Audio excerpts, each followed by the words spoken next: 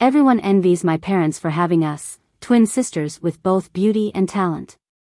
But only I know the truth, they favor my gentle and quiet sister. They think I don't behave like a lady from a good family. So when my sister ran away before her wedding, my parents didn't hesitate to have me take her place. When she returned, they kicked me out from the role of Mrs. Felix. Once my identity was revealed, the Booths were furious and threw me out. I didn't care, packed my bags, and moved abroad. And who could have guessed? I ended up pregnant. Tomorrow is Wendy's wedding. As the bride, she's chilling in her room while I'm being ordered around by our parents. That's just not fair. I keep pointing it out to them. Tina, your sister's getting married tomorrow. Shouldn't you help her a bit? Mom says, sounding a bit annoyed, while Wendy wears a smug look. I expected this outcome and quietly scolded myself for trying to get Mom and Dad to say something to Wendy. I should have known better. Don't worry, Tina. If you're tired, I can take over, Wendy offers, trying to grab the things from my hands. Dad quickly steps in, saying, you're the star tomorrow. Can't have you tired out. Go rest upstairs. Wendy nods obediently, heading upstairs. With affection, Mom and Dad watch her go. But when they turn to me, their expressions change to ones of disdain. Mom looks me up and down, saying, look at your sister. She's the epitome of grace. And you? Besides your face, what else do you have? Though Wendy and I are identical twins, aside from our looks, we are nothing alike. She's elegant, oozing charm with every move. Arts, calligraphy, painting, she excels at everything, especially dance. She's brought home countless trophies, and she's the pride of my parents. I'm impulsive and reckless, a clueless mess when it comes to dance. Bringing no honor to my parents, I'm just happy if I don't embarrass them. Honestly, I don't blame them for being fond of her. Put in their shoes, I'd like Wendy more too. It's not like they're terrible to me, they just like her more. With that thought, I felt a bit better. I stopped complaining and got back to work. I was busy till night. Finally sitting down to catch my breath, Mom suddenly said, Tina, go to your sister's room and check if the red envelopes for tomorrow are ready. Nodding, I went upstairs.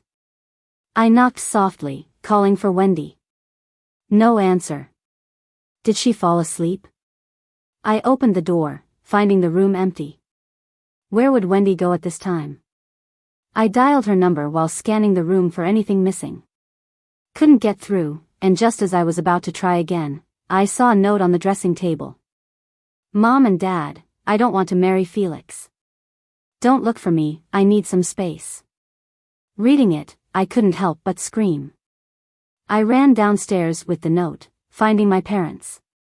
They both froze, quickly putting their things down. One called Wendy, the other started organizing a search. By 10:30 at night, we still had no news of Wendy. My parents finally accepted reality and stopped searching. What about the wedding tomorrow? I couldn't help asking. It's late. If we don't notify the Booths now, it'll be too late.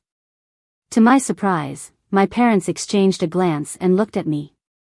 My heart sank, a bad feeling coming over me. Mom, Dad, you're not planning on having me replace Wendy, are you? Mom gave a sheepish nod. I couldn't believe it. Yes, Wendy and I are twins, looking almost identical. But our personalities? Completely different. She's introverted and gentle, I'm lively and bold. Anybody who knows us could see through this. Plus, marrying Felix would be my death. I remember high school days when I'd be late, and no matter which wall I tried to hop over, he'd catch me. He'd grab my collar and coldly say, late, 2 points off, climbing walls, 5 more. No amount of pleading or mentioning family ties swayed him. He was always writing my name down. Because of me, our class finished last in discipline, leading to parent calls and bamboo shoot thrashings at home. I shook my head vigorously, already terrified of having Felix as a brother-in-law. Living with him every day? I'd die young for sure. Seeing my refusal, my parents' expressions darkened. Tina, our family can't lose this partnership with the Booths, it's crucial. Mom pleaded earnestly. Dad patted her shoulder, chiming in, Tina, your mom's right. Without this, we'd go bankrupt. Felix has a lot to offer. If it weren't for Wendy's refusal, you think someone like you could snag him? Choking on words, I knew everyone in the city had heard about Felix's cold, unpredictable demeanor. If he's so great, would Wendy have run away? I silently protested, and finally, Dad softened, saying, all right, if she doesn't want to, we won't force her. I'll let the Booths know the wedding's off. Losing this deal won't mean bankruptcy, it'll just be a tight spot. Relieved, I thought my parents cared. But my smile vanished as Mom started sobbing unexpectedly. Tina, a broken supply chain is as bad as bankruptcy. You're old enough to understand certain things. Wendy doesn't want to marry Felix because there's no love between them. But in our world, love is the least of our concerns. The Smiths have over 1,000 people relying on us. If we go bankrupt, those people are out of jobs. You can't live just for yourself, Tina. You're grown now, think it over. I suddenly stopped dead. Mom was right. The Smiths weren't just my Smiths. I couldn't be that selfish. After a long pause, I nodded. When Sis comes back, can we switch back? I asked hesitantly, even though I knew it wasn't possible. But Mom and Dad, trying to soothe me, nodded repeatedly. Of course, as soon as your sister comes back, we'll switch you two back. And all you need to do is try your best to mimic your sister. Wendy was the daughter-in-law the Booths had specifically requested. Not only the Booths but among all the debutantes, she was considered the ideal wife. She had a gentle and soft personality, like a spring that nourishes everything silently, making people feel melted. And she was beautiful, with a face like a blooming delicate flower. Her grace and gentle nature radiated an enchanting charm, capturing the hearts of many young gentlemen. But as her sister, I wasn't as impressive. People said that while I might look similar to Wendy, our vibes were worlds apart. Since childhood, Wendy had always been surrounded by admirers. As for me, I had never even received a love letter. Now, they wanted me to imitate Wendy's every move. It was really going to be tough for me. It started to get busy outside, and I knew the makeup team had arrived. Mom quickly closed the door and dressed me according to my sister's usual style. While you're not talking, you do look a lot like her. Let's hope it fools them for a while longer. She gently touched my shoulder, worry etched on her face. I hugged Mom around her waist, looking up resolutely. Don't worry, Mom. I won't let them find out. Mom patted my head and sighed, you're so sensible, Tina. When Wendy comes back, I'm going to scold her. I managed a weak smile. Even when Wendy returned, she wouldn't really get punished. That's how it always was, no matter how many mistakes Wendy made, Mom and Dad never blamed her. While I continued trying to mimic Wendy, Linda, the housekeeper, came upstairs with the makeup team. Linda was startled when she saw me. Miss, why do you look so pale? I let out a long breath. Wendy and I grew up together, I knew all her habits. We were the closest. Mimicking her wasn't a huge task for me. Since even Linda, who watched us grow up, couldn't tell us apart, fooling the Booths shouldn't be that hard either. Imitating Wendy, I gave a soft smile. Linda, I'm just a bit anxious about leaving home, so I didn't sleep well. The makeup artist stepped forward, saying, don't worry, Miss Wendy, we'll make sure you look your best. I whispered a thanks and let them do their job. As Linda looked around the room, she asked, where's the other miss? Where did she go? My heart skipped a beat, and I didn't know what to say. Mom elegantly smiled, showing no sign of panic. I sent her to get some other things ready, she'll be here a bit later. Auntie nodded and finally stopped worrying about where I had gone. With the makeup artist working on me, the person in the mirror increasingly resembled Wendy. I smiled slightly, the resemblance was uncanny. Hopefully, Felix wouldn't notice. After all, he hadn't seen much of Wendy. In the morning, the bridesmaids arrived. In our society, whether it be love or friendship, there's always some sort of interest involved. Pure sincerity is a rarity in this circle. Wendy had chosen bridesmaids from families close to ours. They were friendly with her, but I wasn't that familiar with them. They flattered me about my makeup and the choice of the wedding dress. I disliked such fake conversations, but I had to keep my cool and chat with them. By the way, where's Tina? Isn't she the maid of honor today?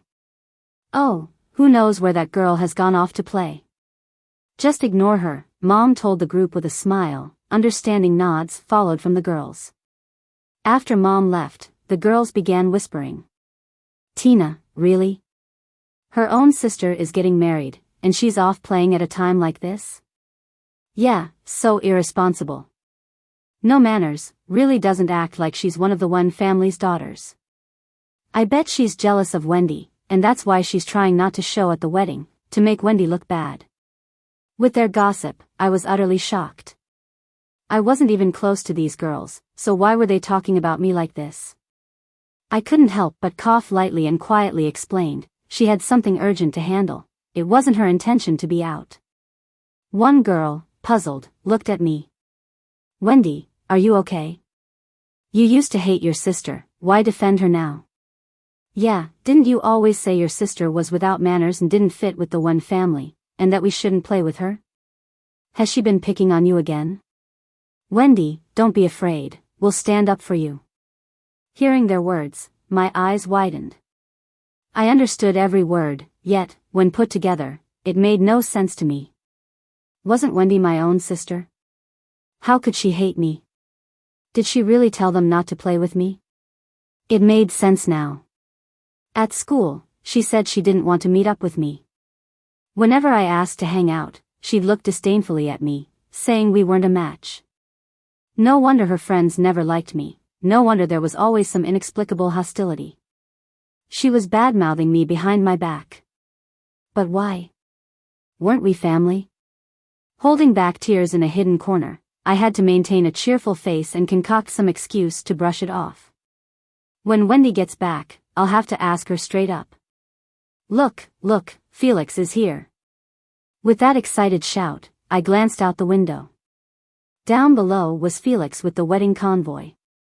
A dark Bentley Mulsanne led the way, with other luxury cars following close behind, making quite the spectacle. Felix stepped out of the car, holding a bouquet of flowers. He was tall and imposing, like a mountain. His features were sharp and precise, like the perfect artwork crafted by God. As if predicting something, he looked up at me, his eyes shining like midnight stars. In a panic, I ducked back inside and sat upright on the bed. The bridesmaid looked at me teasingly and said, I never thought our unflappable Wendy would get so shy seeing her groom. I smiled slightly and lowered my head. I wasn't shy, I was scared. Scared that Felix would expose me right then and there. The bustling sound was getting closer, and I could tell Felix was already waiting outside the door. My heart pounded, and even my fingers trembled slightly. A few bridesmaids reluctantly blocked the door for show, then let Felix in. After all, it was Felix, who would dare stop him? Felix's eyes showed a flicker of surprise when he saw me. I tightly gripped the round fan, trying to hide myself. After a short pause, Felix's mouth curled into a very faint smile. Among Felix's groomsmen, there was someone I was familiar with, Luke. Back in the day, when Felix was after me, Luke always tried to speak on my behalf. Though never successful, I was grateful. Well, looks like the brother is finally smiling after seeing the sister-in-law, Luke joked. No one but him dared to joke with Felix. If no one's talking, then we're taking the bride away. Luke's words pulled the bridesmaids back to reality. They brought out prepared props and started playing the games. The first game was a college-level English listening test. Since everyone had study abroad experience, it wasn't hard and ended quickly.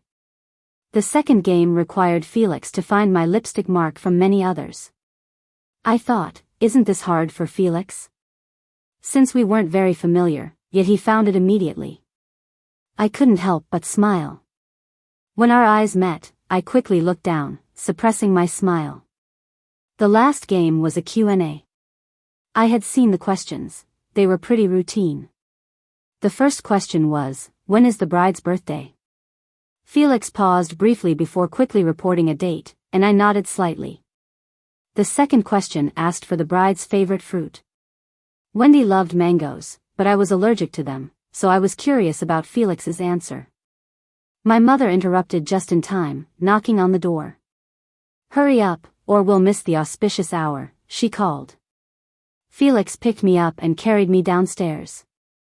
As we reached the stairs, he leaned in and said, "Hold on tight." I numbly complied, wrapping my arms around him. Once we were in the car, I got even more nervous, my palms sweating. Felix gently wiped my hands with a handkerchief. "Don't worry," he reassured me, "I'll always be by your side." The trouble is, having him by my side is what scares me.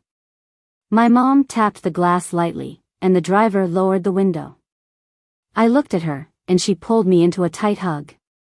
"My sweet daughter's getting married, I'm going to miss you so much," she said, warming my heart. Just as I was about to respond, she whispered in my ear, "You'd better keep up the charade, or I'll break your legs." Her smile was frozen on my face. Playing the role of a loving mother, she patted my head and signaled the driver to start the car. I stayed silent for the rest of the ride, afraid of slipping up and being discovered. Plus, my mom's attitude left me cold. When we arrived, Felix got out first and offered me his hand. I took a deep breath, placed my hand in his, and stepped out. The crowd outside was buzzing with excitement. Many wanted to catch a glimpse of Wendy. Being stared at by so many people, I felt even more nervous. "Don't worry, I'll guide you through," Felix's words seemed to have a calming effect on me. During the ceremony, I kept a serene smile, earning praise from many. Truly the eldest daughter of the Smiths, so graceful, people whispered, "If you want to marry, find someone like Wendy. Such a good-looking couple, what a match." But where's the other Smith's daughter? I overheard someone say she went off somewhere, not here for such an important event. How irresponsible. The mention of me turned the conversation towards comparing me with my sister, which hurt, no matter how many times I'd heard it. Felix suddenly broke my thoughts. "Hungry? Let's get something to eat." Since last night, I'd barely eaten, just half a dumpling, and now I was indeed hungry. But would it be okay to leave with all the guests around? Felix chuckled and said, "Who cares?" He took my hand and led me to a quiet corner, telling me to wait there. I waited, bored, and he didn't come back for a while. Now, besides being hungry, I was tired. I wasn't used to wearing heels, and the new shoes were hurting my feet. Seeing no one around, I slipped them off, enjoying the cool ground beneath my feet. I tossed the heels aside, planning to sit and rest when Felix returned with a tray of delicate snacks. Noticing the scattered shoes, he raised an eyebrow, making me stand up quickly. "Why, you're back already?" Felix chuckled, came over, and I tried to hide my feet under my dress. He expertly grabbed my foot and applied a bandage to my blister. Pulling out a pair of comfy slippers, he said, "See if they fit." I blushed, embarrassed he took so long for snacks. He helped put the heels away and lightly tapped my forehead. "Next time, let me know if you're uncomfortable sooner." Then he offered me food, and I quietly thanked him. Felix shook his head, saying, "Between you and me, there's no need for thanks." As I nibbled on the soft pastries, my mind filled with questions. Had Felix changed? He used to be so cold and distant, like a glacier. Now he was caring and gentle. Maybe marriage does change a man. If he stays kind, marrying him wouldn't be so bad. After eating, Felix took me back to the festivities. I felt a lot more comfortable after putting on my cozy slippers, which made the smile on my face seem more genuine. After a busy day, the wedding finally ended. Surrounded by the smiles of Felix's mom and dad, we went back to Felix's villa. I didn't feel much at the wedding, but now that it's just Felix and me, watching him focus on driving, it suddenly felt a bit unreal. When we got home, Felix went to the bathroom. I sat at the vanity feeling a bit embarrassed, just starting to remove my makeup when Felix came out. He leaned over towards me, and suddenly I was wrapped in his embrace. He buried his head in my neck, taking a deep breath. His action startled me so much that I couldn't even breathe. One hand still holding the makeup remover, I just froze. After a moment, Felix spoke with a hint of laughter in his voice. "Go take a shower. Let's get to bed early tonight, we have to visit Grandma and Grandpa tomorrow." When I came out of the bathroom, Felix had already showered in another room. Feeling a bit awkward, I crawled into bed, and Felix turned off the lights. In the darkness, I could hear my heart pounding like a drum. Just as I thought the night would be uneventful, Felix leaned over. The next morning, I woke up feeling sore all over, while Felix seemed all bright and refreshed. "It's all your fault." I couldn't help but punch Felix, and he kissed the corner of my mouth. All right, it's my fault. I'll make it up to you tonight, okay? We should get going, otherwise Grandpa and Grandma will be waiting." Reluctantly, I got out of bed and got ready, putting on Wendy's signature smile. At the Booths' old house, Felix's grandpa and grandaunt sat at the top, surrounded by uncles and aunts. Felix's grandma looked at me with a smile and gestured for me to come over. I was just about to say hi when Felix's grandma spoke.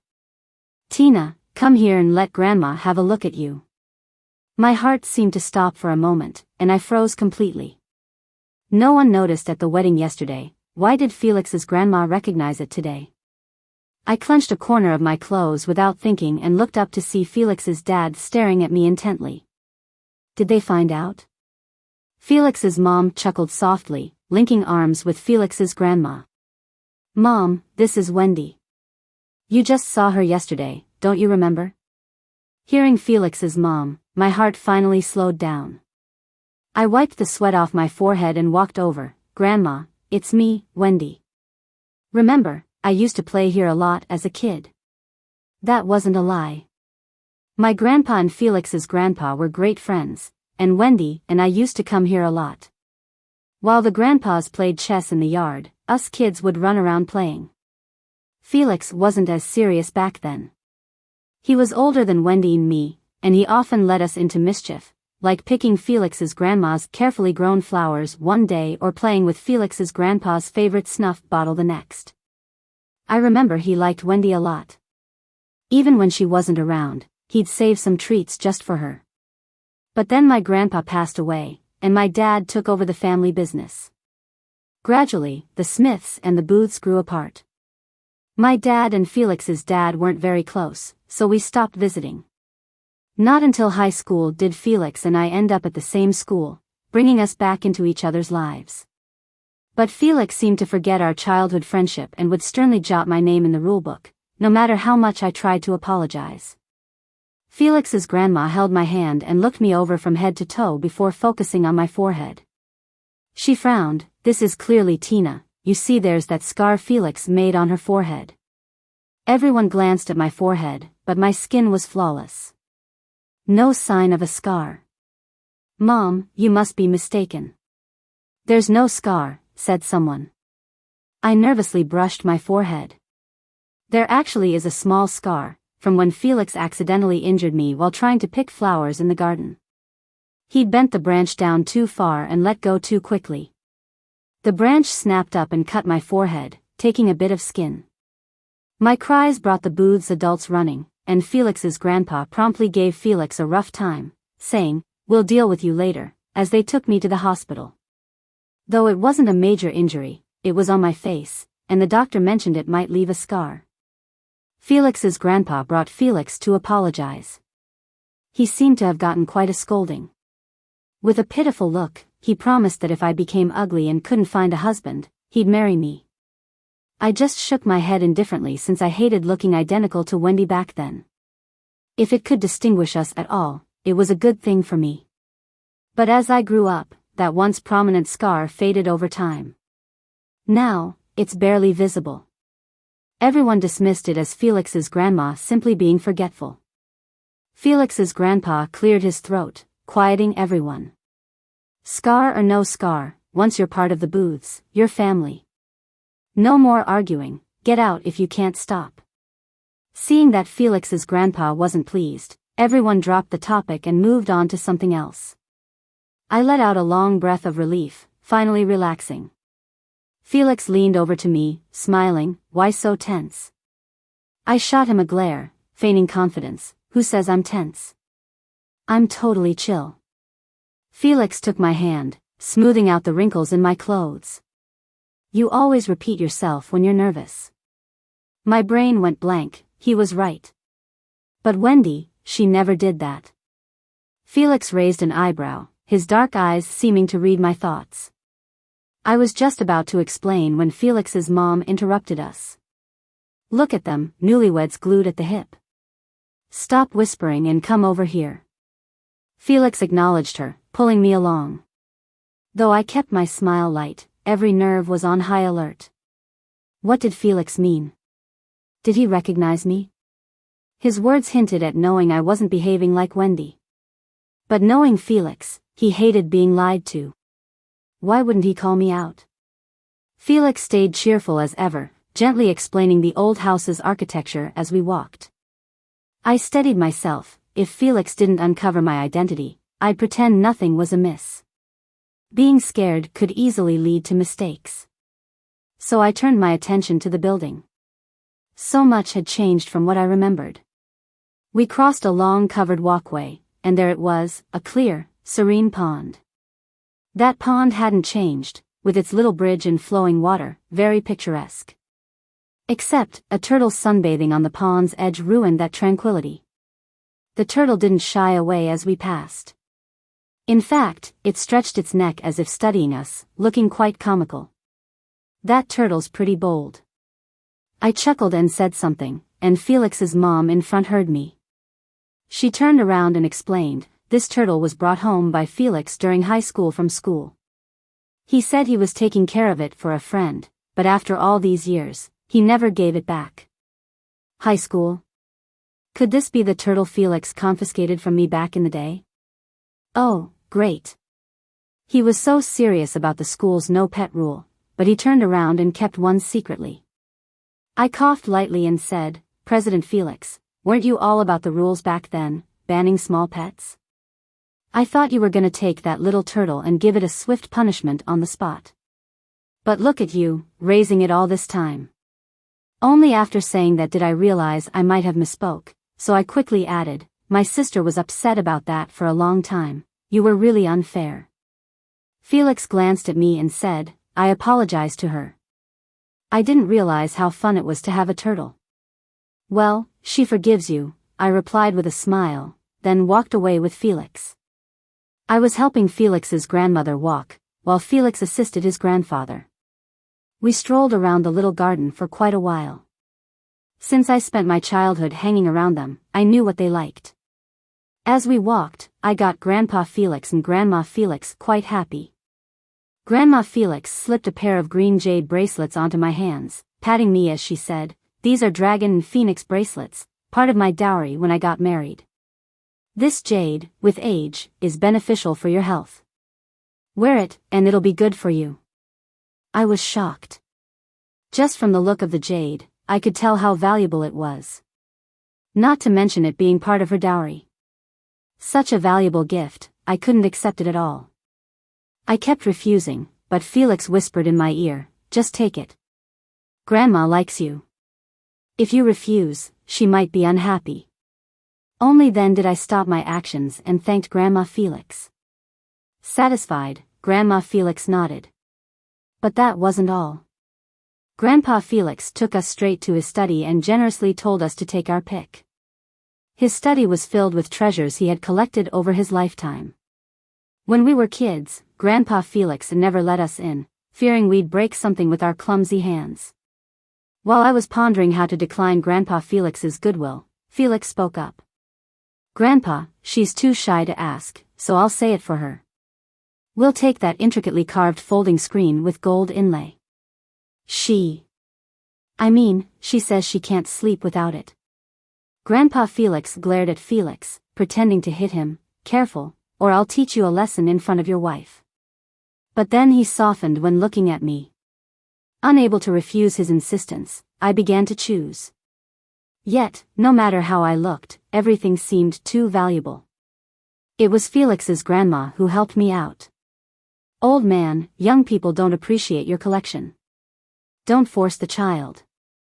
I let out a sigh of relief, but then Grandma Felix added, I'll invite an artisan to craft a set of diamond headpieces for the child.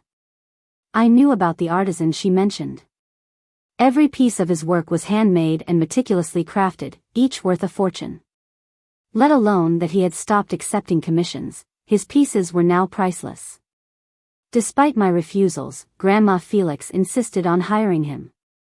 So all day long, Felix and I listened to Grandma Felix and the artisan discussing designs for the diamond headpieces. The artisan sketched rough designs, measured my head, and promised to complete it as soon as possible.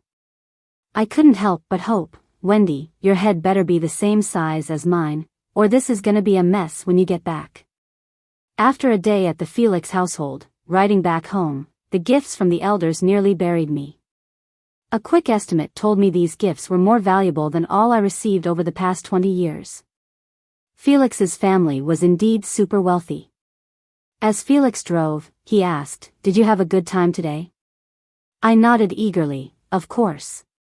Are you kidding? Getting all these gifts isn't happy? Felix chuckled softly, As long as you're happy, I don't need to receive anything to be happy.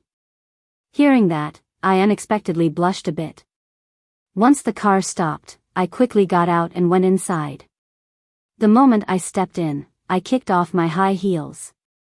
As soon as my feet touched the floor, I sighed with relief. Suddenly, Felix wrapped his arms around my waist from behind.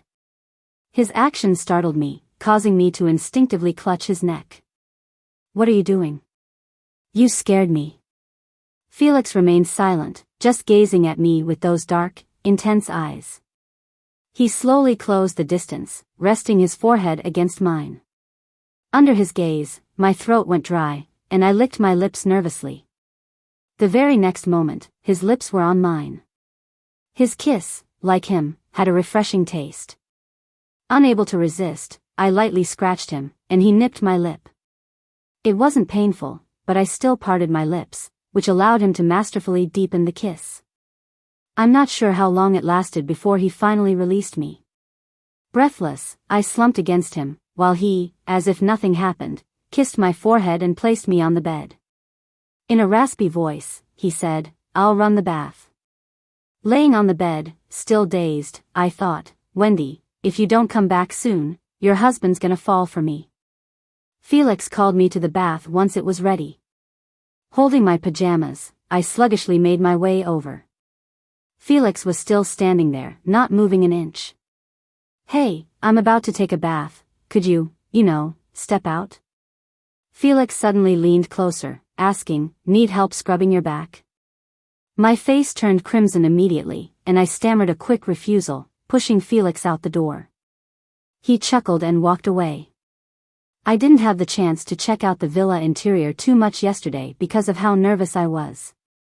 Now, I noticed a window in the shower area that faced a glass panel, allowing Felix to see inside. Even though the glass was frosted and blurry, the haziness only added to the suggestiveness. If Felix and I had been like a newlywed couple, I might have praised the design. However, Felix and I barely knew each other, making the setup quite awkward. Just as I hoped to seem unfazed while taking a shower, I suddenly slipped, landing firmly on the floor. My yelp and Felix's quick response happened almost simultaneously. He burst through the door to find me there on the floor. His face turned incredibly serious, and without caring for the water on me, he moved to pick me up. I winced through the pain, avoiding his embrace, asking him to leave. Stop being difficult, let me see where you got hurt. Felix insisted on picking me up. I almost cried from the pain, pointing to a nearby towel, Give me that. Finally realizing what I meant, Felix wrapped me up and carried me out. Gently placing me on the bed, he diligently checked my body for injuries. Seeing no visible wounds, he asked, "Where does it hurt?" With a flushed face, I buried myself under the covers, mumbling, "My butt." Felix got his phone, called our family doctor over. The family doctor rushed over in a hurry with a medical kit. Felix, not wanting me to feel awkward, even called in a female doctor. The doctor lifted my arm and checked it out, saying, "Just some bruising. Apply some ointment and you'll be fine." She pulled out 2 tubes from the kit and advised, "Twice a day, apply to the bruises and gently massage it in. It'll heal faster that way." I nodded, feeling a bit bad for dragging someone out so late at night. Felix went to see the family doctor off. I fiddled with a makeup mirror and the tubes, trying to apply the ointment myself when Felix came back. He took the ointment from me, cleared his throat, and said, "Lie down." I insisted, "I can do it myself." Seeing me struggle, Felix gently pressed down on my neck, using some kind of trick that immediately made half my body soft and relaxed. His warm fingers spread the cool ointment gently on me, causing a shiver. "There, all done. You should get some sleep," he said. I quickly burrowed under the covers, afraid he might do something more. Felix chuckled softly, turned off the light, and lay down too. That night, he didn't advance further. But half dreaming, I felt enveloped in a warm embrace with a woody scent. I turned, muttering about the heat, then felt myself held tightly next moment. When I woke up again, I found myself wrapped around Felix like an octopus. I quickly pulled back my arms and legs before he woke. But when I cautiously withdrew my arm, he opened his eyes, fully awake, his gaze steady on me. Good morning," I stammered, hastily lowering my leg from his waist. "Did you sleep well?" I asked. "Yeah, it was good. How long have you been awake?" Felix hugged me close, resting his head on my shoulder. "I've been awake for a while, but you looked so peaceful, I didn't want to wake you." I gently pushed him. "What time is it?" "We have to go to your parents today, remember?" Felix shook his head. "I remember, but Mom called. She and Dad have something to do and told us to head over later." I was puzzled, wondering what could be more important than the bride's return. "Since you're awake, let's get up and get ready," I said, throwing off the covers to get out of bed. But Felix pulled on my arm, and I fell back onto him. "What are you doing?" I asked, bracing against his chest. Felix pulled the covers over our heads. "Since the parents aren't in a rush, let's do something else," and before I could reply, he covered my lips with his. Afterwards, I lay exhausted on Felix, not wanting to move a muscle, while Felix playfully toyed with my hair. I weakly thumped him. Felix laughed, holding my hand. "Still got energy? How about another round?" I shook my head in panic, struggling off to the bathroom. Not much time passed, but by now, surely they were done with their errands. Felix carried me into the bathroom, where the hot water washed away my weariness. I lifted my head contentedly, enjoying Felix's full-body massage. Looking at him being so thoughtful, my earlier annoyance faded. That only lasted a moment though. When I sat at the mirror to put on makeup, I noticed a pronounced pink mark on my neck. "Felix, look what you've done," I complained. "Sorry, I just couldn't help it," Felix replied, sounding genuinely sorry, so I let it slide, covering it with some concealer instead. Before leaving, Felix kept glancing at my neck with fascination, mumbling to himself, "If I knew there was makeup for it, I'd have left more marks." I gave him a sharp look and got in the car. We drove to Tina's house, but surprisingly, my parents weren't there to greet us. After we went inside, the housekeeper informed us they'd been out since morning and hadn't returned. I called several times, either they didn't answer, or the call was busy. Felix and I waited, and as the afternoon sun began to set, they still hadn't returned. Just as we were about to leave, my parents' car pulled in. I eagerly went to greet them, but they got out looking exhausted. "What are you doing here?" my mom asked, not looking happy to see me. "Mom, today's the day I come back," I murmured. They finally noticed Felix standing behind me, suddenly changing their attitude. Felix is here, and you didn't tell us sooner? You're really something. Felix moved beside me, holding my slightly cold hand. Mom and Dad, you're back. Mom's expression softened slightly. Sorry, Felix, we've been so busy, I completely forgot about today. She turned to me, scolding, all you did was wait? Can't you call to ask? I did call, several times. You never answered, I replied, sighing. Now you're blaming me? Is that how you talk to your elders?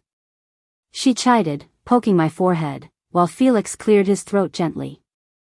That finally got her to stop. All right, come in. You're always causing trouble, she said. Once inside, she signaled Dad, who took Felix to the study.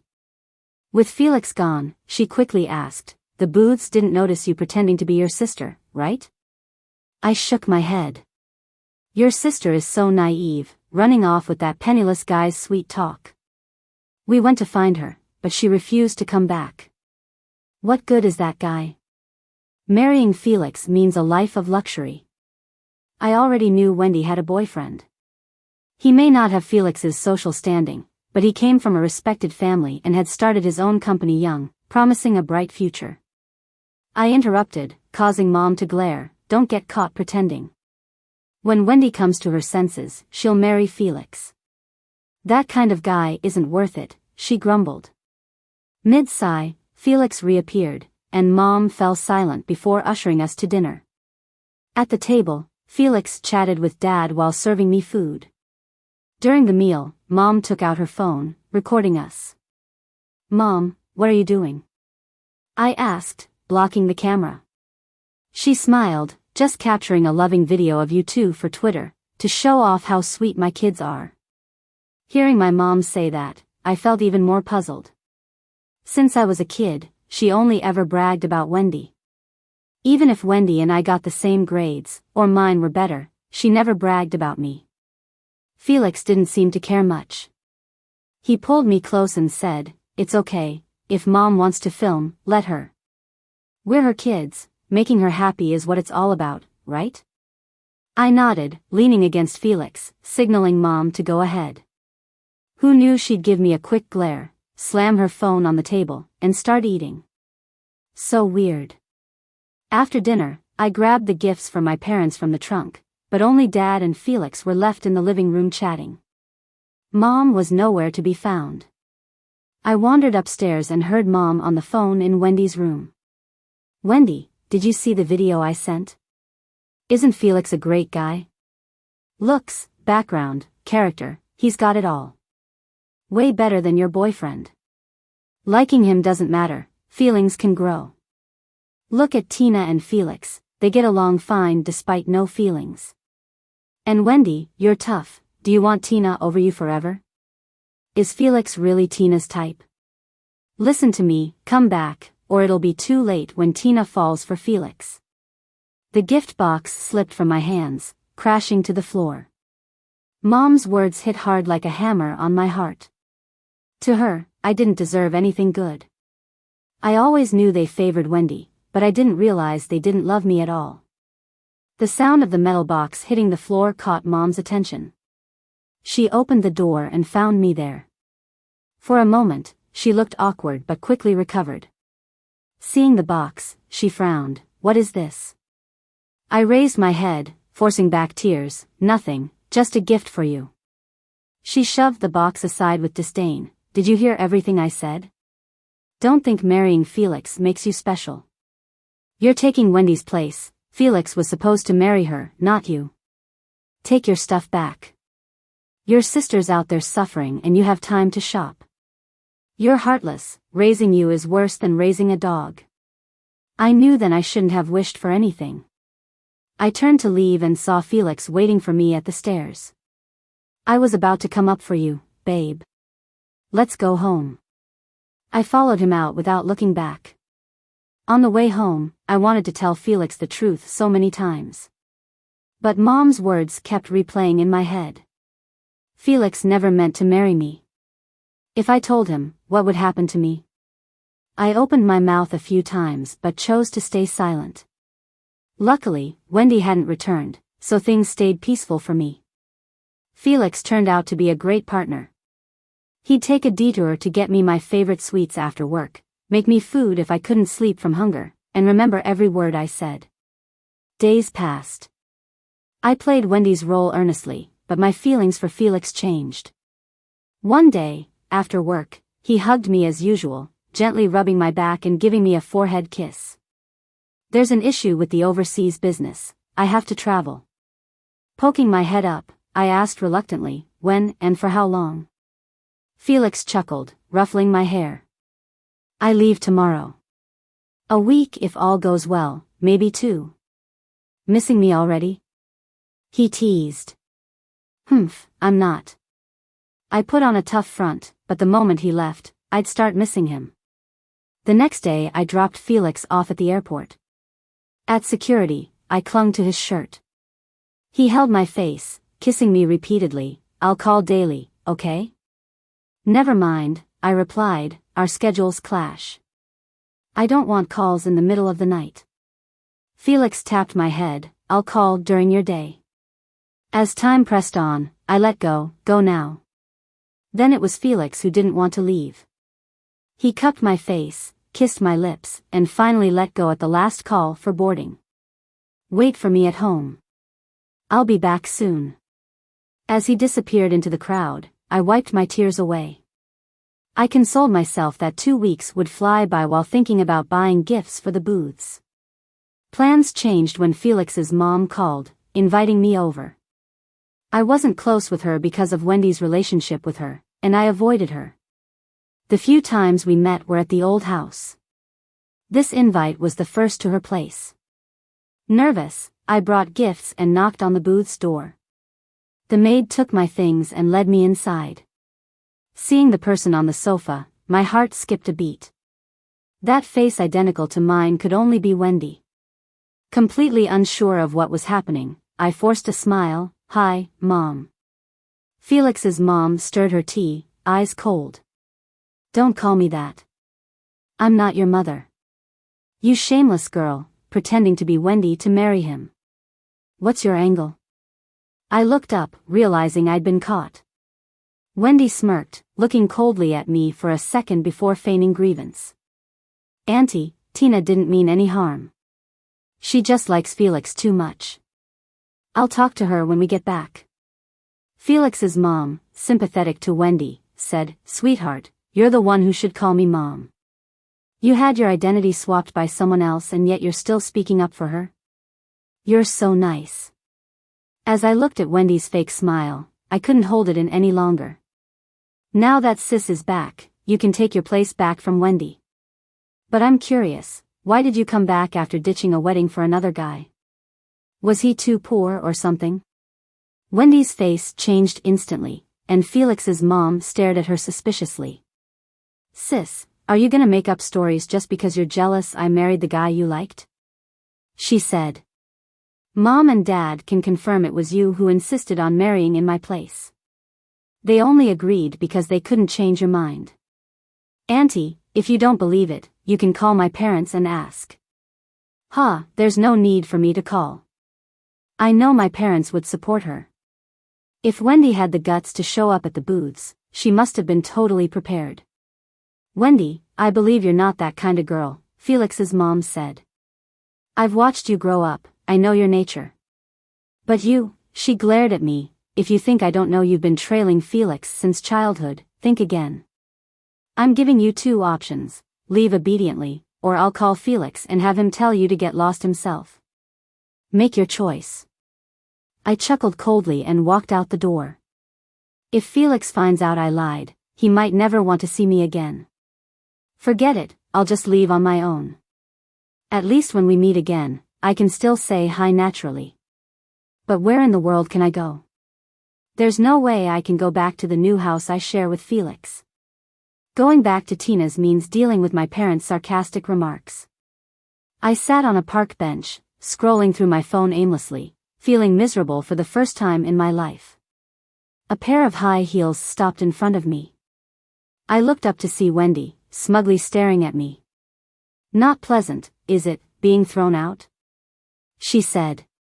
Facing her pretty, self-satisfied smile, I finally let out the question burning inside me. You ran away from your own wedding. Why tell Felix's aunt I was the one jealous of you? If it weren't for Tina's family, would I have even stepped up for you? Why do you let others speak badly about me? Why tell everyone you dislike me? Aren't we sisters? What did I do to deserve this? People passing by glanced at us as my voice rose with anger. I didn't care, I just wanted answers. Wendy smirked. Why? Sometimes it's just like that.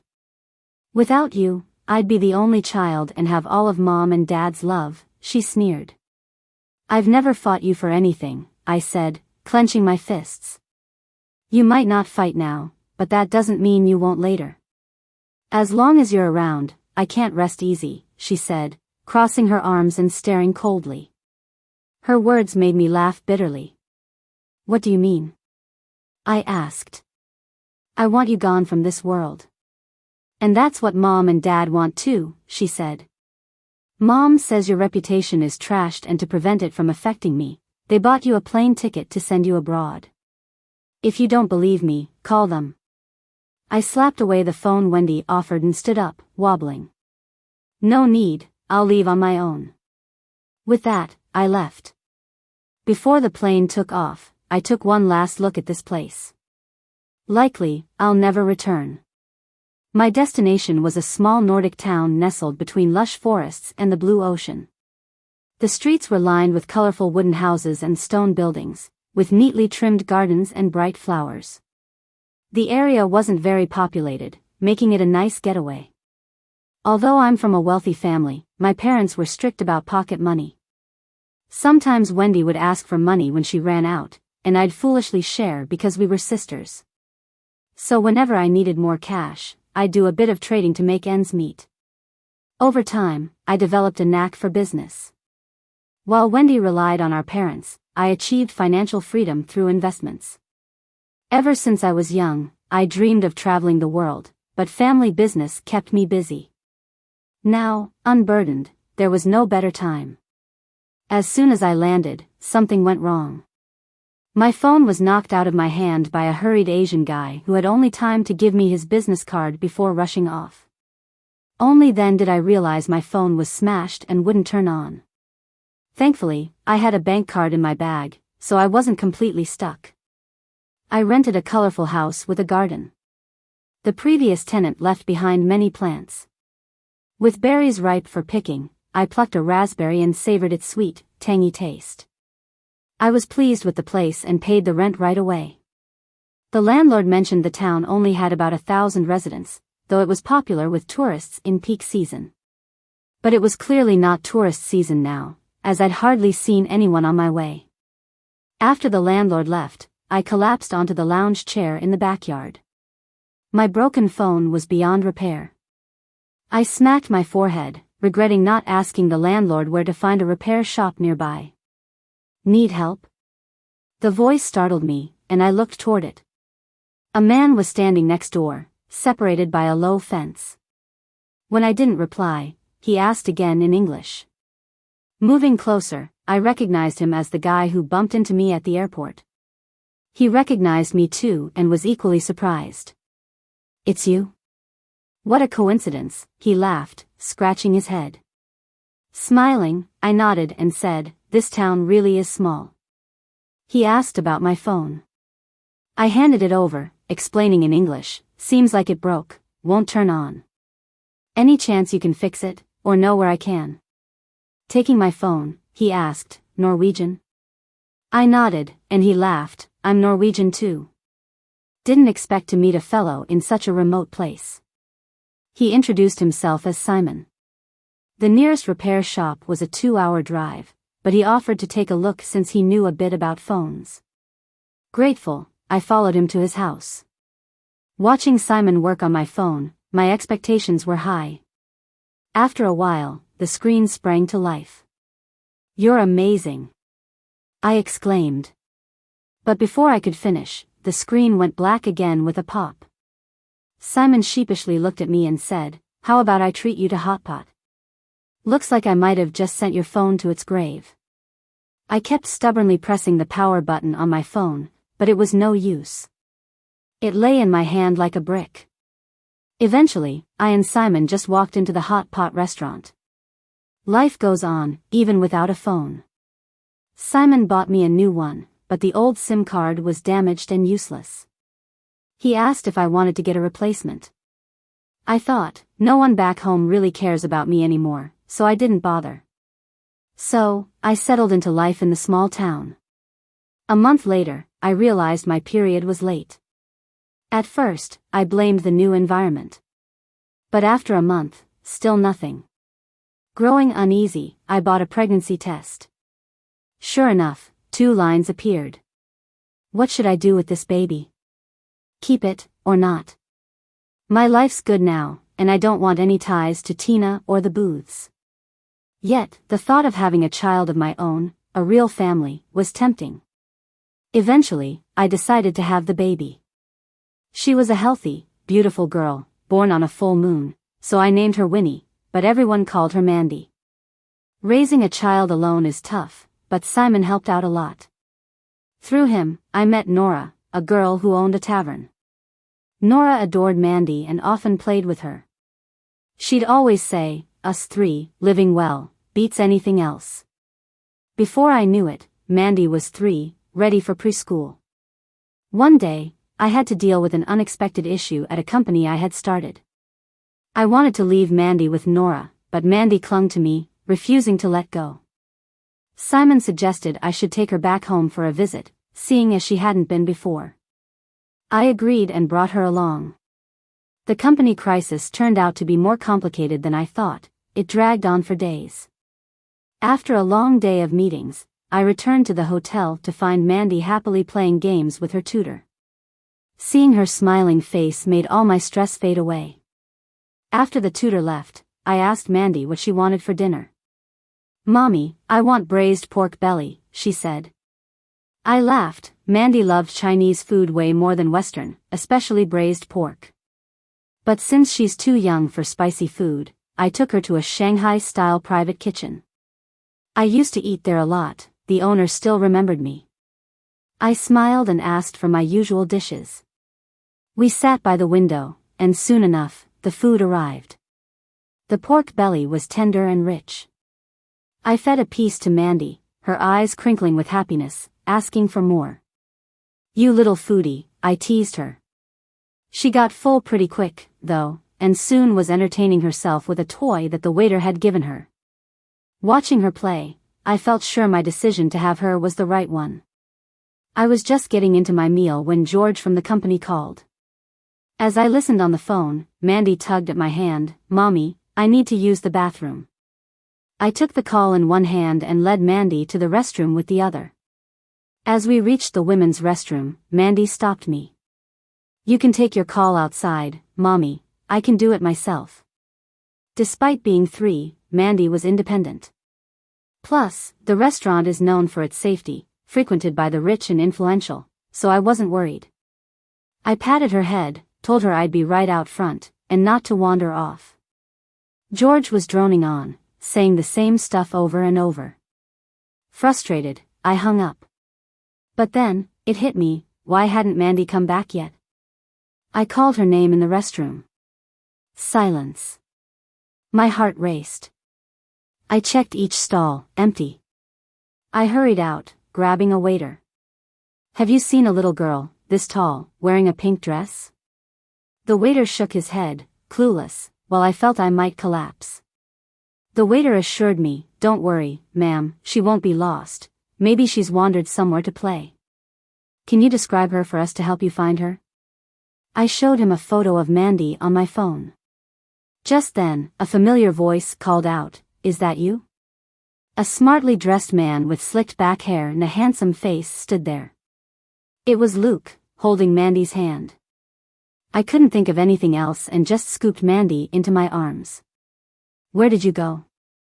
I was so worried.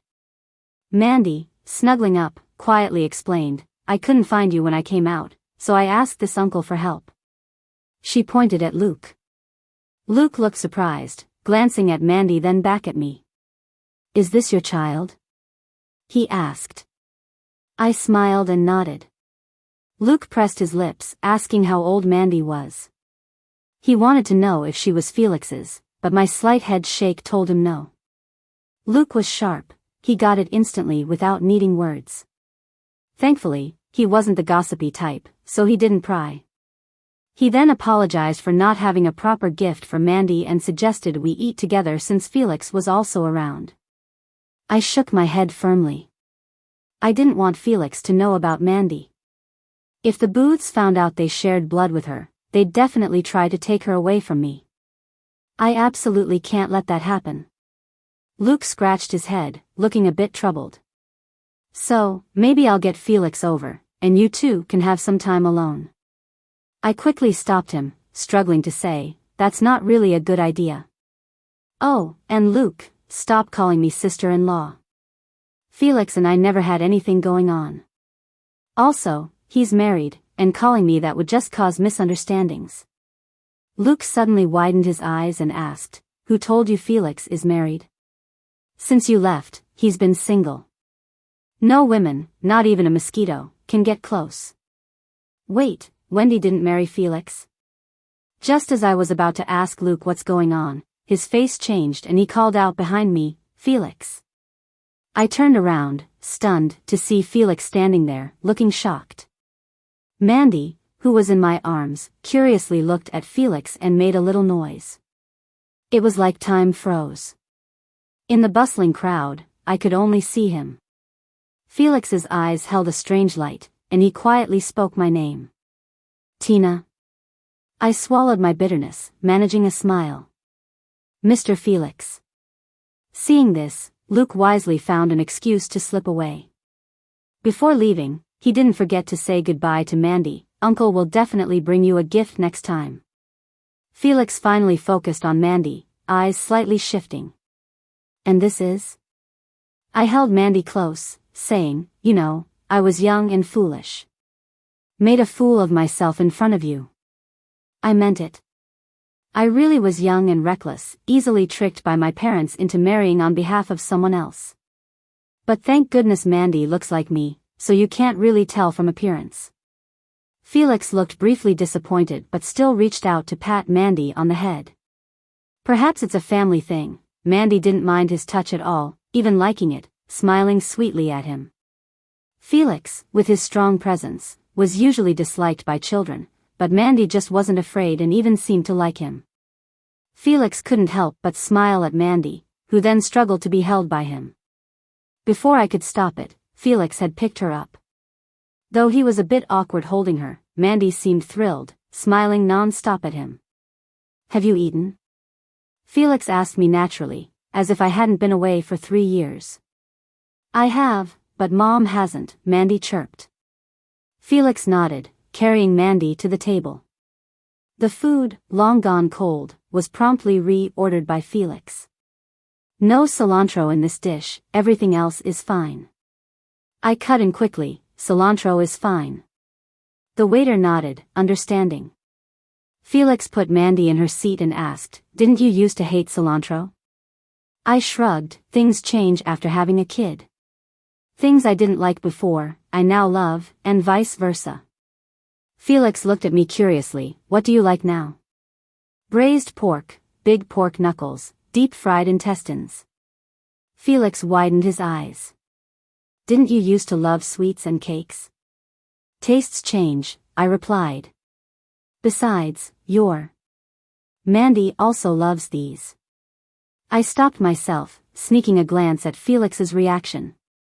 Thankfully, he didn't catch on, just playfully nudged Mandy's nose. "How old are you?" Mandy proudly held up 3 fingers, and I quickly covered her mouth. "More than 2. I said without flinching. Felix raised an eyebrow, glancing at Mandy's 3 fingers. "Well, where she was born, they count a year spent in the womb, so by that tradition, she's 2. Stumbling, I worried Felix would see through my lie and take Mandy away. Luckily, the food arrived, and Felix stopped asking, quietly serving me and Mandy. Mandy waved her little hand, "No more," I've already had 3 pieces of braised pork and a big bowl of soup. My belly's gonna burst. I agreed, she's good, she's already eaten. Felix placed a piece of chicken in my bowl. Her appetite isn't that big, but she's grown tall. My explanation of her age fooled no one. But I had to stick with it to keep Mandy with me. Whether Felix believed me or not, he just stared blankly. I'm sorry, I sipped some water, feeling guilty, ready to leave. It's late, I should get Mandy back. Felix immediately got up and held Mandy. I'll take you. After years, I was back in Felix's car. I quickly gave an address, holding Mandy as I slipped into the back seat, but Felix pulled me back. Sit up front, he insisted, tucking Mandy in and opening the front door for me. I sighed, settling into the seat. Felix started the engine. Why are you staying in a hotel? So, I explained why I returned. He listened quietly. As I thought we'd drive back in silence, he suddenly asked softly, are you still leaving? I paused, looking at him. Felix's face was unreadable, yet he looked so sad. Just as I was about to reply, Mandy's tutor called. Her family was ill, and she couldn't make it tomorrow. Now I was stuck. I needed to go to work, and taking Mandy meant I couldn't focus. But leaving her alone wasn't an option. Then Felix offered, I can watch Mandy tomorrow. I didn't believe him. Easily the busiest person I know, the booth's head himself finding time for my kid was unbelievable. Did they take Mandy away while I wasn't looking? I waved it off, saying it wasn't necessary, and started looking online for a reliable babysitter. But Mandy wasn't having it. She stood up, came up to me, and whispered, Mom, I want to hang out with Uncle. Internally, I silently cursed Felix for whatever charm he worked on my daughter. They'd just met and she was already glued to him. I turned and patted Mandy's head. Sweetie, Uncle is a busy guy. Let's not bug him, okay? How about a pretty babysitter to play games with you tomorrow? Mandy pouted but agreed reluctantly. I was just about to relax when Felix pulled up at the hotel and said, I'll pick Mandy up tomorrow morning, call me when you get off work. After Felix drove away, it hit me. I didn't even have his phone number. Oh well, I'll deal with it tomorrow morning. He's so busy, I doubt he'll actually watch her. The next morning, Felix showed up on time. Watching Mandy happily follow him, I called out to him. Felix raised an eyebrow, what's up? I grinned, a little awkwardly, and handed over my phone. Can I get your contact info? I thought he'd pull out his phone, but he just stated a string of numbers before walking away, leaving me standing there, a bit bewildered. Felix still got that attitude after 3 years. No wonder he's single. But why is he single? Wendy was hell-bent on marrying Felix when I left. How did that not work out? Curious, I went to the office, accompanied Mark, and I started in college. It was this business that scored me my first million. Though a major shareholder, I hadn't set foot in the company in years. The receptionist didn't recognize me, but Mark came and brought me in. In the meeting room, Mark filled me in on the company's status. I frowned, listening for a while, and after discussing with Mark, we settled on a solution. As Mark tidied up the table, he asked if I wanted to grab food with him. I shook my head. Mandy was waiting for me. Suddenly, a thought struck me. Mark, known for being the gossip king, didn't miss a thing in the city. I leaned in and quietly asked, Mark, what happened with the Booths and Wendy's engagement? Mark looked at me oddly. Aren't you from the Smith family? Why ask me? I rolled my eyes. You know my family situation. Mark was one of the few who knew how my parents favored me differently. 2 kids, one hustling young, the other sheltered like a greenhouse flower. Anyone with eyes could see. Mark sighed. I'm not exactly sure, but Felix was happy to marry her at first. Then announced the engagement over, returned her a short while after. Oh right, it was when he got back from abroad. He handled overseas affairs beautifully, and the Booths were all set for a celebration. But after just getting home, he broke off the engagement. When did you leave the country? Wendy's wedding came and went without you. People were furious. Your parents were ready to cut ties. Honestly, good riddance. Having parents like that is better than not having any. Piecing together what Mark chattered about, I got the gist. When pretending to be Wendy, things were good between Felix and me. He even asked me to wait for him at home before leaving. How could he change his mind so quickly? He must have known who I really was but played along. Why the outrage after realizing I'd swapped back with Wendy? Felix liked Wendy, that much I remember. Still puzzled, Felix's video call suddenly popped up and startled me. I hurried to answer. Mandy was in Felix's lap, happily waving. "Mom, are you off work? I miss you." Her angelic smile made me smile too. "Sweetie, I miss you too. I'm done now, so I'll come get you, okay?" Next thing I know, Felix stood up with Mandy. "I'm coming to get you." "What's for dinner?" "Ah, dinner with Felix too?" I accidentally said my thoughts out loud and covered my mouth, embarrassed. Felix moved, seeming to be heading downstairs. "I watch your kid all day, you're not even buying me dinner?" I sighed, resigned, and nodded. Before long, Felix's car was downstairs. I walked down as Mandy ran to me excitedly. Felix followed with his long strides. I looked up at him. "Want lobster from Australia or Kobe beef?" Taking my bag, Felix said, "Braised pork knuckles." Looking out at the passing scenery, I couldn't help but reflect. I never thought I'd be back. Felix's place was the same as 3 years ago, even the cat charm I impulsively bought was still there. Though some things changed. Like the warmer lighting in the living room instead of white lights, or the sofa in a new color because I didn't like the original. Felix had soup on the stove. The aroma welcomed us as we entered. Even after just one day, Mandy seemed to know the place well. She handed me slippers and pulled me to the couch to play with toys. I glanced at them. Weren't these the blind box toys I bought ages ago? Felix still kept all this. "Mandy, take mommy to wash up. We're getting ready for dinner." Felix called out to Mandy in the kitchen, and she immediately responded, taking me to the bathroom. The sink was too high, but Felix thoughtfully placed a small stool on the floor so Mandy could reach to wash her hands. By the time I got Mandy to the dining table, Felix was already serving the soup. He was wearing a dark gray sweater, his hair casually combed with a bit of a laid-back and lazy vibe. This wasn't the Felix the First was used to, but it was still charming.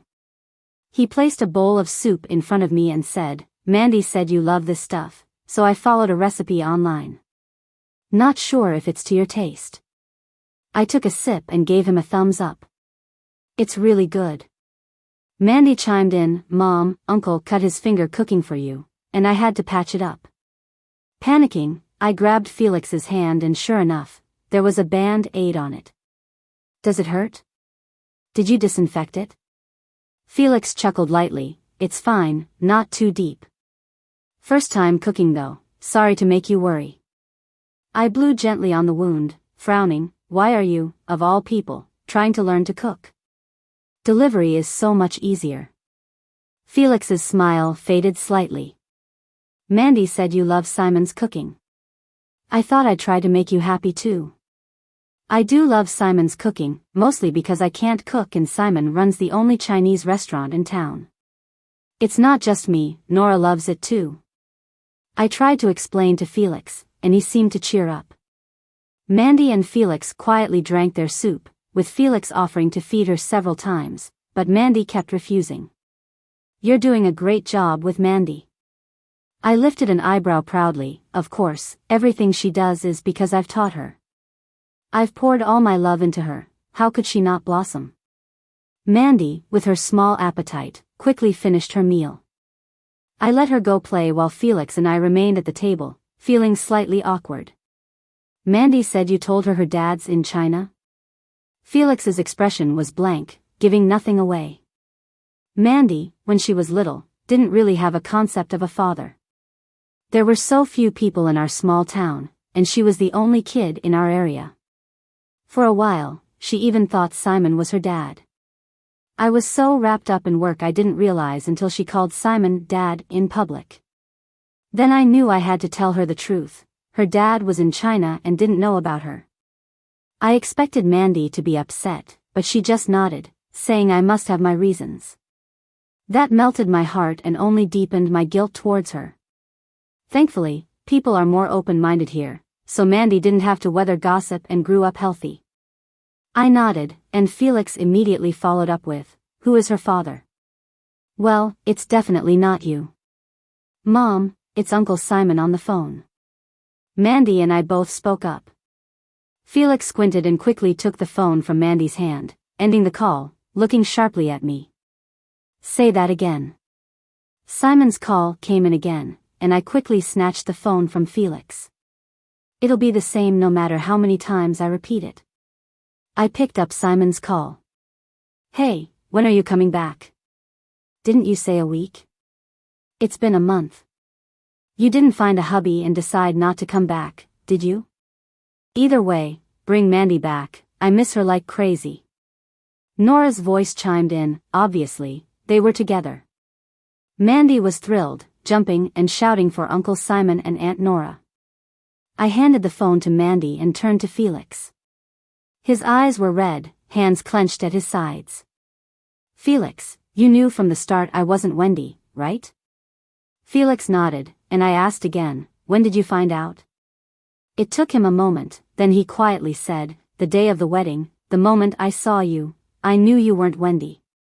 A wave of humiliation washed over me. "Why didn't you say anything? Why let me keep pretending in front of you? Messing with me?" I yelled, anger burning inside me. He'd known all along and watched as I played this charade. Like a fool in a show everyone else understood. I glared at Felix, and Mandy, hearing my shouting, thought we were fighting and hurried over. "Mom, what happened? Why are you fighting with Uncle Felix?" I quickly wiped the tears from my eyes, picking up Mandy. "Mom's not fighting with Uncle Felix. We're just playing around." Mandy eyed me suspiciously. "Mom, you're lying. Your eyes are red, and liars have long noses." Felix gently said, "I'm sorry, Mandy. It's my fault. I upset your mom.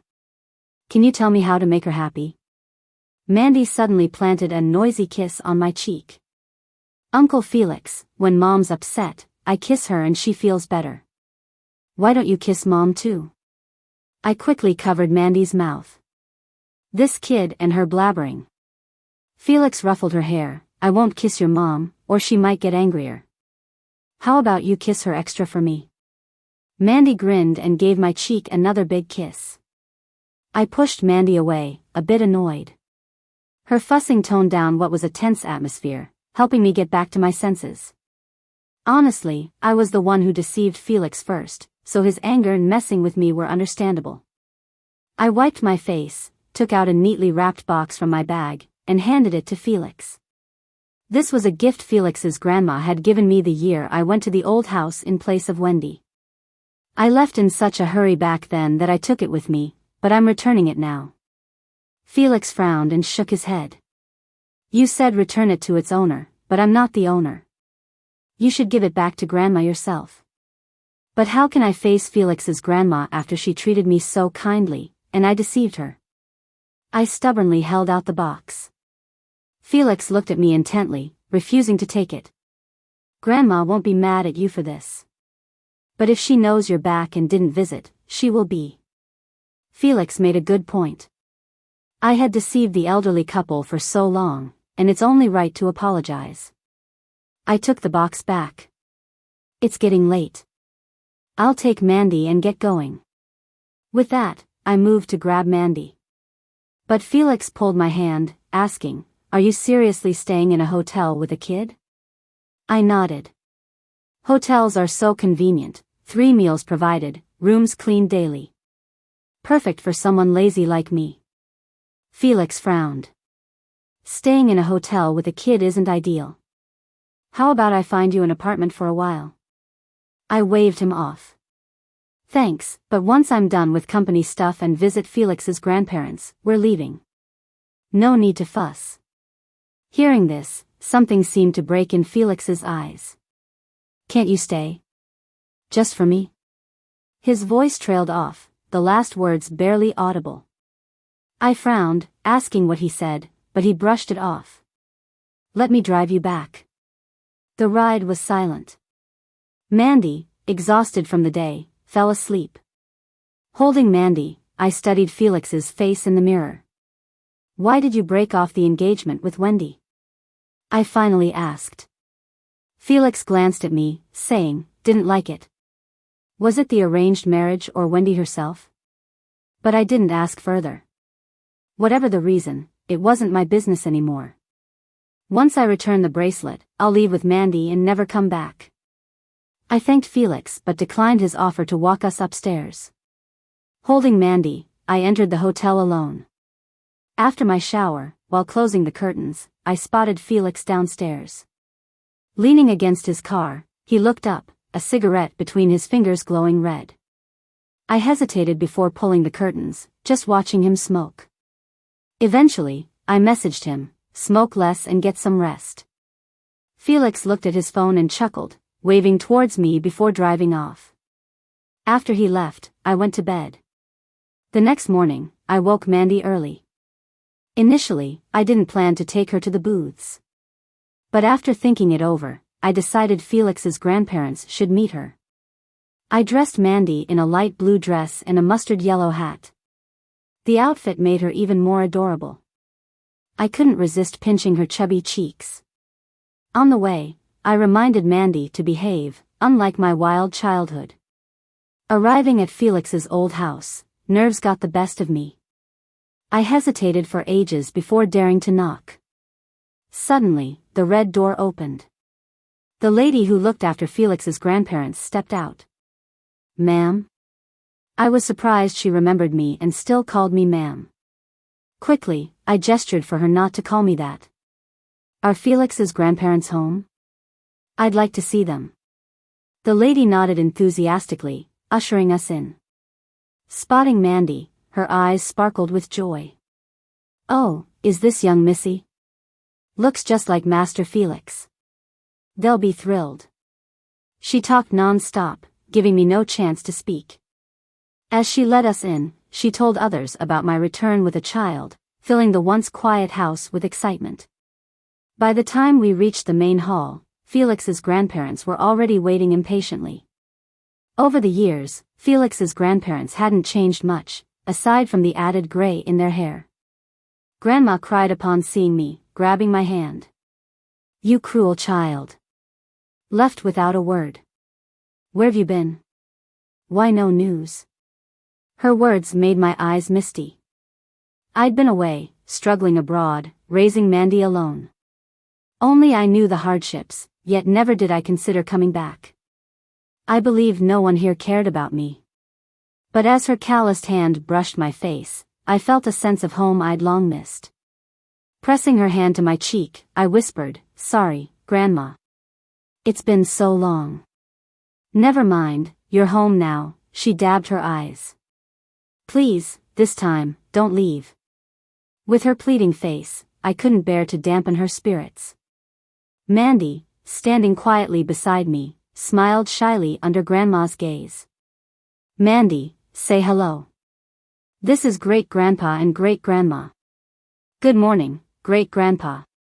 Good morning, Great-Grandma, Mandy sweetly greeted, instantly winning everyone's hearts.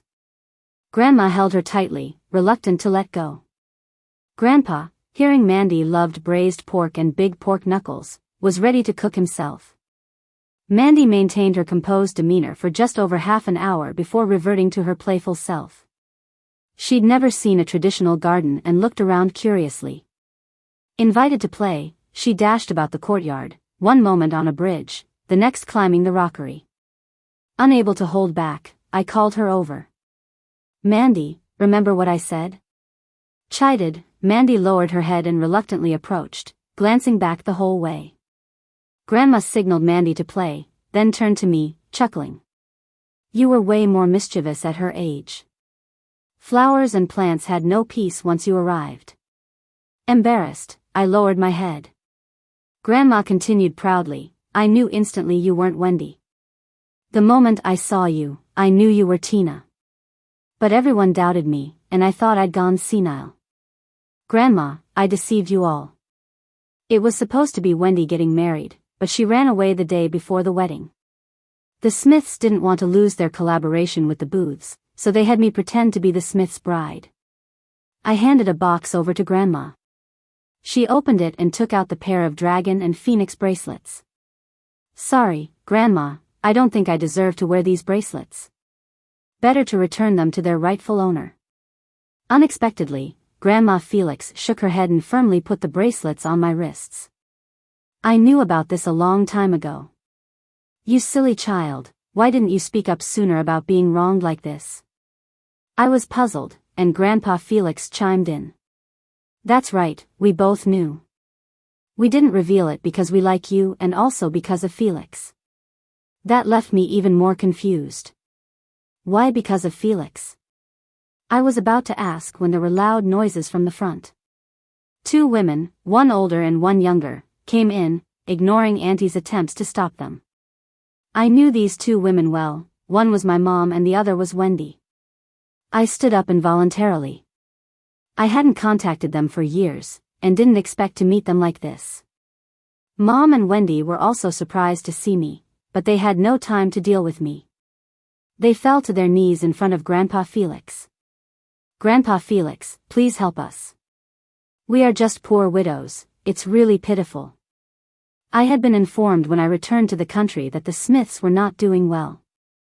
Before leaving the country, I was helping my dad manage the business. Wendy never got involved because she thought it was too much work. After I left, Dad couldn't handle it alone and had Wendy join the company. But Wendy abused her position as the chairman's daughter and ruined lots of the Smiths' business deals. At first, Dad didn't worry because he thought being connected to the Booths guaranteed a carefree life. However, when the engagement between the Smiths and the Booths was cancelled, many began to withdraw their business. To make matters worse, Wendy switched to cheaper raw materials, and no one wanted to do business with the Smiths anymore. So Dad had to lower himself to ask for help. I didn't expect my mom and Wendy to come here. Grandpa Felix coughed slightly but didn't move or have anyone lift Wendy and my mom. He coldly said, "Didn't I lend you $50 million just last month? Why are you here again?" Wendy rolled her eyes and said dismissively, "What can $50 million do? Buy clothes, go on trips, and it's all gone." Mom quickly nudged Wendy and said, "Mr. Felix, you know business is tough nowadays. That $50 million isn't enough. Could you give us more?" Before Grandpa Felix could respond, an auntie couldn't hold back and said, "How many times have you asked for things since your daughter's engagement was cancelled? This time it's $50 million, next time $100 million. Even milking a cow isn't this extreme." I was a bit stunned. Had they come here many times before? Hearing this, Wendy didn't seem happy and snapped at the auntie, "Shut up, who are you to talk about me? How rude. So what if I come asking for money? The Booths owe it to me, and it's their fault they cancelled the engagement. Otherwise, I'd still be a rich girl. I wouldn't be in this position," Wendy rambled on. Mom added, "Wendy isn't wrong. If the engagement hadn't been called off, we'd still be one happy family. We wouldn't be insulted by these servants." Grandma Felix wearily rubbed her forehead and said, "But we've already given you many benefits for breaking the engagement. Why aren't you satisfied? Those little things can't dismiss us." "I'm telling you, not a chance," Wendy insisted, her eyes darting around until they landed on the bracelets on my wrist. My heart skipped a beat, and I quickly covered the bracelets, but it was too late. Wendy rushed over and grabbed me. "Haven't I told you to never come back? You're here to take my things again, aren't you? Give me the bracelets, they're mine." I slapped her hand away and said, "You're crazy." Wendy's eyes widened in disbelief. "What did you call me? You dared to call me crazy? Fine, I'll teach you a lesson, USLT." Just as Wendy lunged at me, Grandpa Felix slammed the table and said coldly, "Enough. 'Cause any more trouble here, and I'll have you thrown out." Wendy reluctantly stopped, still glaring at me with anger. Mom brushed off her clothes and said, "We'll be quiet if you give us another 50 million. Otherwise, we'll come every day and make your life miserable." Grandpa Felix's hands were trembling with anger, but he ordered the housekeeper to fetch a check anyway. I knew they wouldn't stop. Once they got this, they'd be back for more. Just as Grandpa Felix was about to hand over the check, I intervened. "Wendy, do you remember Lucas?" Both Wendy and my mom froze at my words. Lucas was the man Wendy ran away with to elope. Seeing the bewildered look on both Grandpa Felix and Grandma Felix's faces confirmed my thoughts. They didn't know anything about it, and Wendy and my mom took advantage of that to keep asking for money. I explained to Grandpa and Grandma Felix why Wendy ran away, and they both looked shocked. Wendy's face turned red. "I'm telling you, you have no evidence. Nobody will believe your lies. You're slandering me." When she looked at a confused Mandy, she sneered, "Look at you, shameless. You probably have some kid with who knows what man, and you dare bring her back here. If I were you, I'd already be too ashamed to show my face." I instantly got angry. She can insult me, but nobody talks bad about my daughter. Who called Mandy a brat? She's my little princess. I turned around and saw it was Felix. Mandy ran over excitedly and hugged his leg. Felix bent down and lifted Mandy into his arms effortlessly. Mandy wrapped her arms around Felix's neck and giggled. "Uncle Felix." Felix nodded at her and said, "What are you talking about?" "I'm your dad." Mandy looked puzzled, not understanding why the man she always called uncle was now dad. She tilted her head, studying Felix. I cleared my throat and called over a nanny to take Mandy away. She shouldn't see what happens next. Once Mandy was gone, Felix's smile vanished. "Tina's mom, William, I've always respected you as Tina's family. But there's nothing I can do for the Smiths now. You should just leave." Mom looked at Felix, then suddenly rushed toward me. "You brat.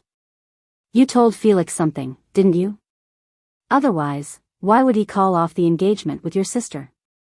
You can't stand to watch her be happy. I'll beat you." Mom raised her hands high. I closed my eyes, but a familiar pair of arms embraced me suddenly. I opened my eyes to find Felix holding me tightly. "Mrs. One, the one I wanted to marry was always Tina. You and my mom tricked me into marrying Wendy." I was so shocked I forgot to blink. Turns out, Felix wanted to marry me? Do you think sending William away meant I'd never find him? He's at my office now. If you don't want Wendy's reputation ruined, take her and leave. Felix said coldly. Wendy wanted to say something, but Mom quickly grabbed her and pulled her away. In the end, she cares most about Wendy. After they left, I looked up at Felix, dumbfounded. "What did you mean by what you just said?" Felix chuckled softly and said, "Exactly what you think. I've always loved you. But my mom thought Wendy was a better wife, so she teamed up with your mom to trick me. By the time I figured it out, it was too late. But when I opened the door and saw it was you sitting on the wedding bed, you wouldn't believe how happy I was." I was still confused, unsure how he recognized me when even the nanny, who watched me grow up, couldn't. Felix ruffled my hair and said, "Because you've been in my heart without you knowing it. From then on, your every move, smile, and frown were different to me than anyone else's." "And how did you know Mandy was your child?" I asked, puzzled. Felix laughed even harder and said, "Mandy looks just like me when I was little.